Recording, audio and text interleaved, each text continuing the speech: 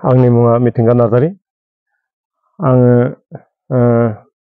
नैबे दा सोलिबाय थानाय जिथु ट्रेडिं एपनि भाबु जिथु फेक बेनि बेलायाव जिथु आंनि सायाव इलिगेल मोनसे एलिगेसन लाबोगासिनो दं। बे आङो आंनिनो फरायसाफोरखौ बे माबायाव लाबोदों होननानै बेखौ आङो एसे फोरमायथिनो सानदों। गिबि गिबियावनो आङो नैबे जिथु ट्रेडिं एप YBY फान्ड बेनि सोमोन्दै आं एसे फोरमायनो सानदों। बेखौ आङो गिबि गिबियावनो फेसबुकआव मोनसे पस्ट मोनदोंमोन।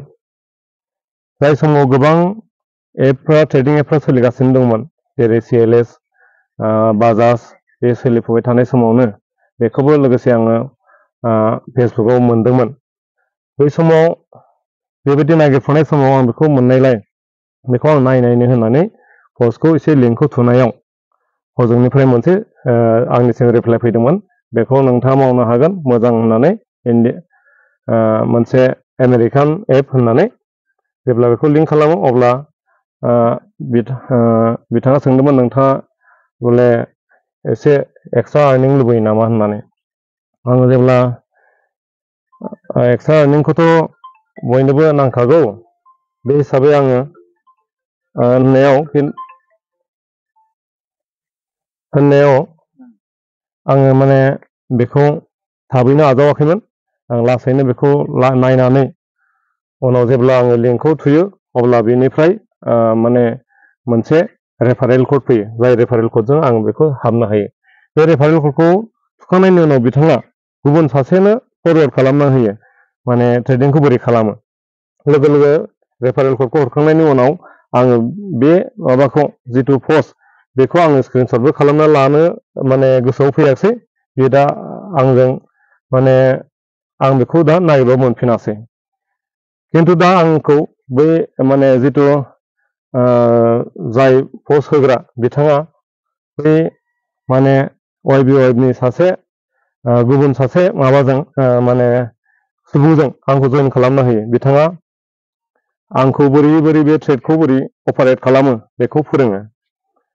बे फोरोंनायनि जाहोनाव आङो माने बेखौ रोङो, माने बे एपखौ माबोरै अपारेट खालामनांगौ बेखौ रोंनानै आङो लासैनो सानथामसोनि उनाव 6 फेब्रुवारियाव आङो बेयाव जइन जायो। 600 रां होनानै 600 रां होयोब्ला 200 रां बारायफायो, गासै 800 रां मोनो। 800 राङा हरसेयाव ट्रेड जानायनि उनाव 36 रां मुलाम्फा जायो, हाबो वालेटआव।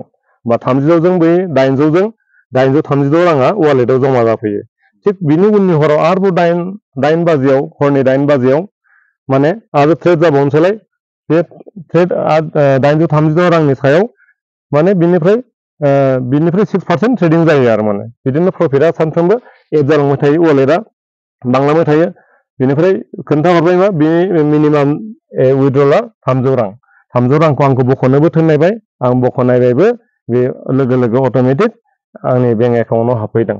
बेखौ नुनानै आङो लासै लासै सप्तासेनि उनाव आंनि अनजालि बिसिनो आं बेखौ सिरि सिरि बिनि मबाइलाव आंनि लिंकखौ बारहोनानै माने जइन जाहैयो। 600 रां 600 रांनि आंनिनो रांजों आङो 600 रांखौ जइन जानानै बेयावबो 800 रां जमा जायो आरो आंनि वालेटआव 600 रांनि 15% 15% 90 राङा आंनि वालेटआव प्लास जायो। बिदिनो राङा थाबैनो बांनायखौ नुनानै आङो माने न'नि बिबोनांफोर दङ, बिसोरनो लासै लासै सप्तायाव सासे सोलांनानै बांलाङो आरो बिनिफ्राय न'खरनि मानसिया बिदिनो एसे एनै बांलांनायजों माने बांलांदों आरो बे बिजनेसा। दिनैनि समाव नोंथांखौ ओनसोल नाङैनो जे सारा आसामाव सावरायबाय थादों, बे एप्सखौ गोबां मानसिफोरखौ माने इनभल्भ जाहोदों। साख्रि आवलाखौबो गाराखै, सोरबा समाज सिबियारिखौबो गाराखै। दा बेनि बेलायाव मा क्लियारिफिकेसन होनो सानदों नोंथां? आंनि न'खरनि बिबोनांफोर आरो न'खरनि बिसिफोरनोल' होदोंमोन। खाथि खालानि असुंलागो न'खरनिफ्रा आंखौ लासै लासै मिथिलांदोंमोन। माने मा बेलाय होननानै खालामनायखौ नुनानै गावसोरबो बे समाव 600 रांल' नालाय, 600 रां दं, 1500 रां दंमोन। बिदिनो मा नुनानै नायनायनो होननानै लानायदोंमोन आरो जिहेतु 600 रांल' नालाय। आरो बे समाव गुबुन एपबो सोलिखादोंमोन जिहेतु जेरै CLS फोर सोलिगासिनो दंमोन आरो बाजाजफोर सोलिगासिनो दंमोन। दा बेफोरखौबो माने लानानै बेखौबो बिथांमोनहा लानानै नायनायनो होननानै लानायखाय आरो नंमारगौ रांफ्रा बेंकआव फैमारदों माने पकेटाव जामारदों। बेनिखायनो बिथांमोनहा लासै स्पिड थालांबाय। दा बिथांमोना सोरनो हैदों, माबायदि हैदों, माबायदि बुजायदों बेखौ आं मिथिला आरो बे आंखौ लाफानानै बिसोर मावाखै। बेबायदिनो बिसोरो बुजायहैनानै बे YBY फान्डआ लासै बांलांनानै दिनै फेब्रुवारिनिफ्राय आगष्ट दानसिमा फाक्का बे सोलिबाय थादों आरो बिदिनो माने आङो एसे रां मोननो हादों आरो रां मोननायजोंनो आङो गुबुन माने हाबनो गोसो जानायखौ आंनिनो रां होनानै सोनाय जादों। बेखिनियानो आरो समाव गुवाहाटियाव जिथु पाब्लिक गेदारिं आरो लोगोसे दाब जायगायाव पाब्लिक गेदारिं आरो अफिस बाहायनायनि सायाव नोंथांमोनखौनो होननानै दिनैनि समाव गोबां सुबुंफ्रा सावरायबाय थादों। बे समाव बेनि मा बुंथिनो सानो? नाय आं सासे फोरोंगिरि, आं सासे बिगियान फोरोंगिरि, आंहा दायथ'आ बेनिख्रुइ बांसिन फरायसालियावसो।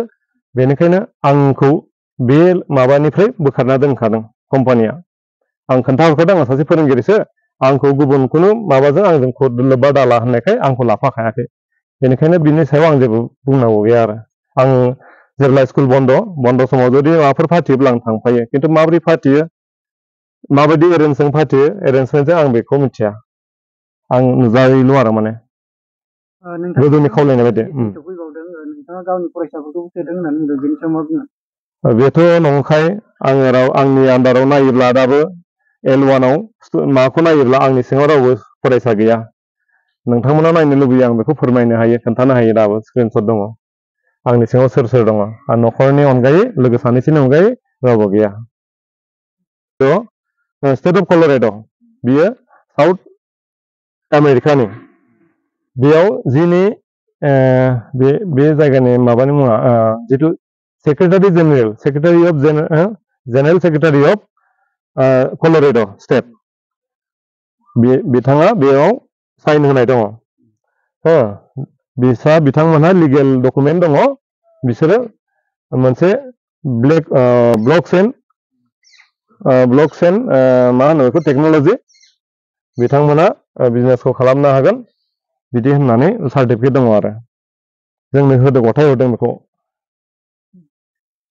गोबां सुबुंफ्रा गहपुरनि माबेबा मोनसे खनायावनो बे एप्सखौ बानायदों बा गुबुन मोनसे हादोरनिफ्राय लाबोनानै दिनै गोबां रायजो राजाखौ गोदाव सोराव खालामबाय होननानै सावरायबाय थादों। बिनि सायाव नोंथाङा मा क्लियारिफिकेसन होनो सानो?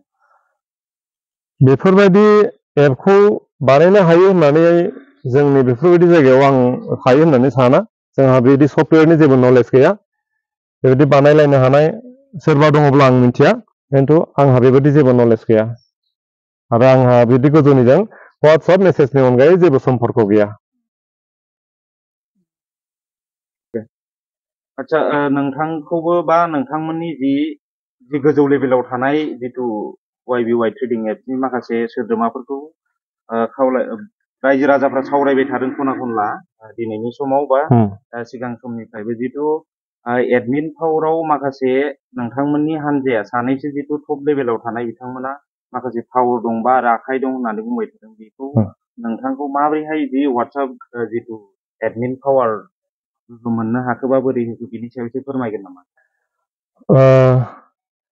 बे ग्रुपखौ जोंखौनो दाहो क्रिएट खालामहोग्रोदों कम्पानिया। नोंसोर क्रिएट मोनसे खालामदों ग्रुपखौ।